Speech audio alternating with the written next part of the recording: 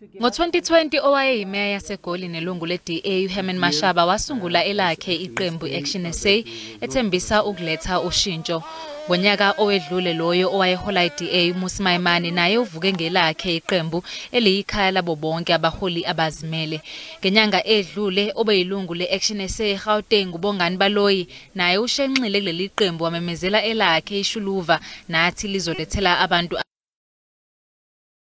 phinde kwethulwa amaqembu amabili amasha ngokusemthethweni iRise Mzansi neArise South Africa. A lot of political parties are coming, but what is it that they bring? Is the society happy? Are they going to bring change? But I think we are likely to see the same thing happening in South Africa. The only challenge that we might see is this opposition will only be fighting for their own votes. Omunye ungoti useqwashise amaqembu amasha ezombusazwe ngeindleko kanye nesikhathi esidingekayo ukukhulisa iqembu.